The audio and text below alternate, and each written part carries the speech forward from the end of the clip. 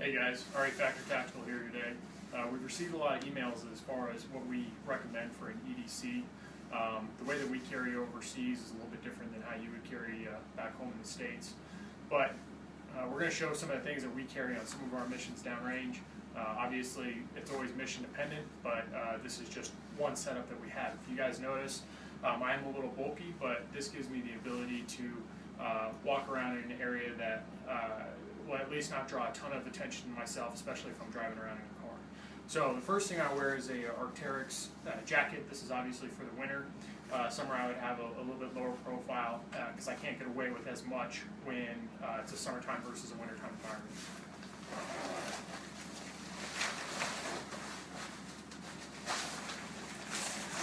So moving down, start out, obviously you always have a cell phone with you in case of emergency.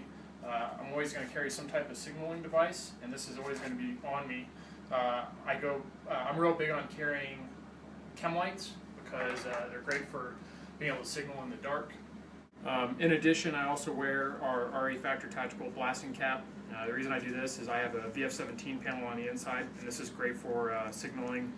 We've got a bright orange, so if you want, you can kind of do a little bit more of a near recognition signal, and I could also use this to at least have a little bit more high vis if things were to go hot. I also carry an IR patch on the front, and right now I have a PVC patch on here, but you can also throw an IR patch on. Moving down, we have hand grenades. That's to be able to go loud. We have secondary ammunition, primary ammunition, and if you guys look, I'm able to pull this out of the side vents over here. The Mars Tactical Plate Carrier vest that I carry has these slots over here, and this is specifically designed for M4 mags. One thing that we're really big on is carrying medical equipment on you at all times. If you're wearing a big high-profile vest, you can have some type of IFAK kit, which is great. I actually carry an IFAK kit on my go bag, which I'll go over here in a bit. But on me, I like to always have equipment. And this is real big if you're kind of walking around on a base or anything like that, because you might not have your IFAK kit and you still get IDF, you still get attacks, and it's always good to have something on you at all times. So as far as medical equipment goes, I have a needle decompression, that's for a sucking chest wound. In addition, I have a chest seal, that's also for a sucking chest wound. I have a modular bandage. This is great, this is from Tactical Medical Solutions.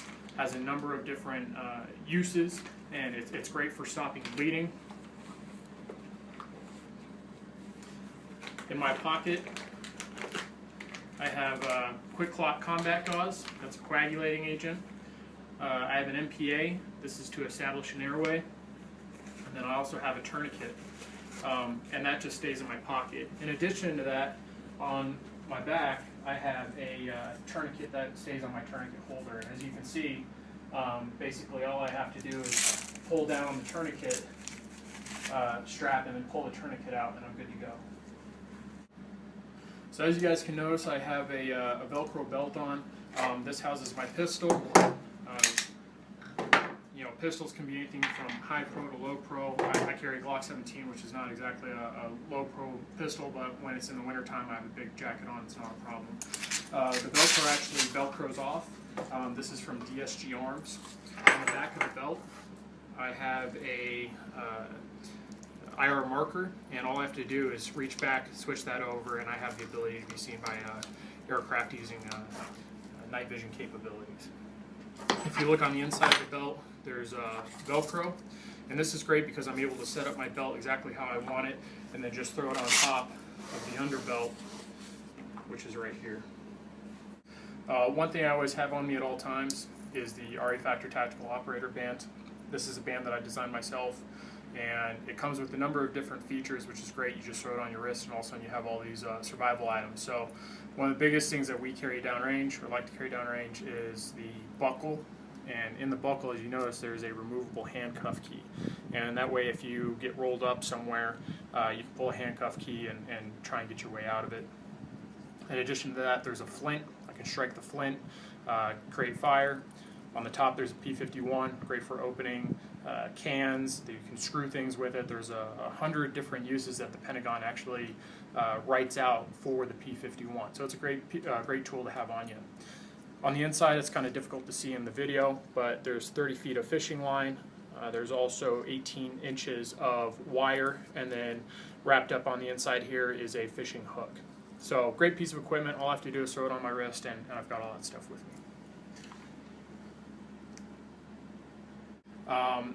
Next, I'll go over the watch. I carry a Pathfinder watch. It's great. It's got compass, barometric pressure, a number of different options, world time, etc. I carry a Benchmade knife, and this is just a basic knife, nothing special about it. So some of the final things that I carry: chapstick, because you don't want nasty ass breath. I carry a pen, obviously, to write down on. Chapstick. Another big thing that I'm not showing in there is I always carry some form of ID. My biggest thing, especially overseas, is to have a passport with you at all times. I also have all the numbers to all the local embassies, etc., and some other form of ID, whether it be your CAT card or your driver's license or something like that. That way, if one thing gets taken away from you, you have some way to identify yourself if you get rolled up.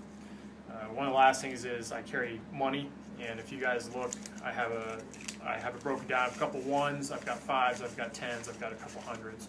And the reason I break it down into different denominations is because the hundreds, obviously that'll move some weight if I have to get a vehicle or whatever and move myself out of a sticky situation. But I also have tens, fives, and ones, so I'm not having to blow all my wad in one place. Another big thing that I like to carry is 2 ounces of silver, and I have it stuck on the side of my vest. I just put them under the flap, put the flap down, and then this is actually how I get in and out of my vest. So this flap never comes up. And the reason I carry silver is because it's a universal piece of money.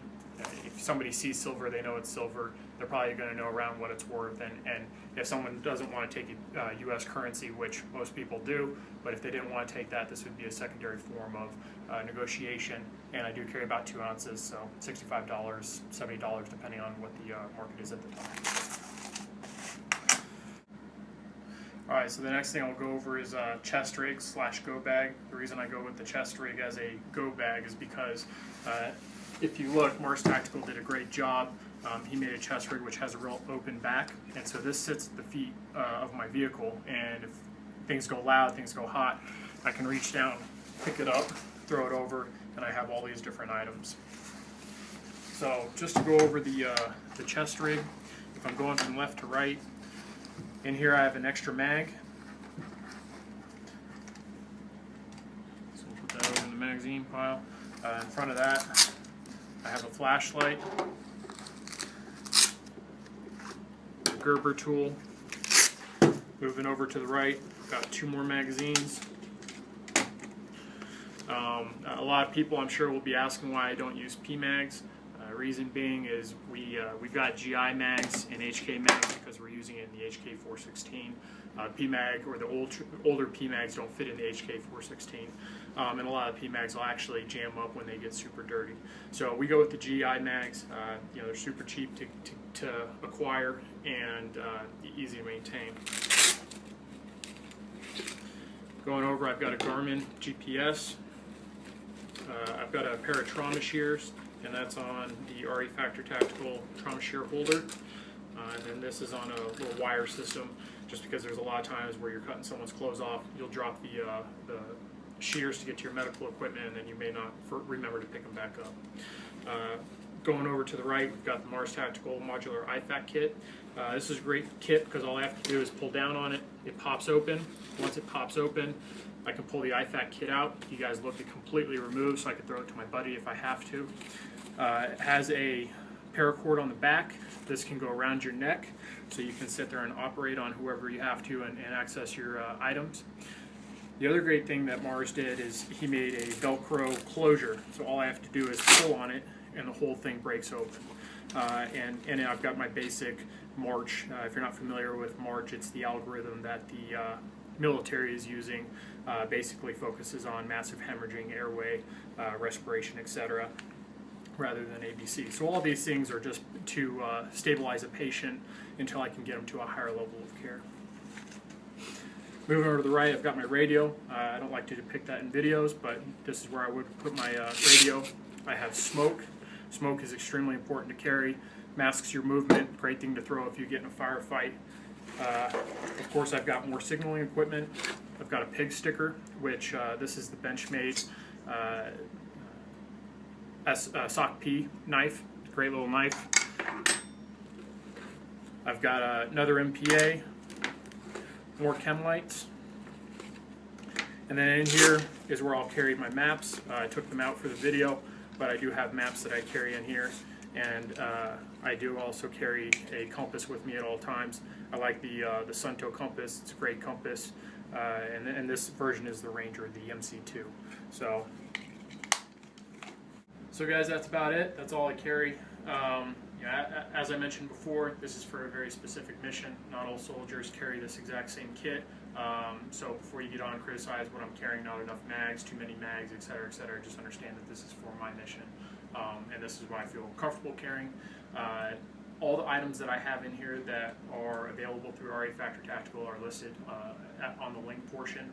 And if you guys want more information, click on those links, and we've got a lot more information about the individual items. So we hope you appreciate the video, and have a great day.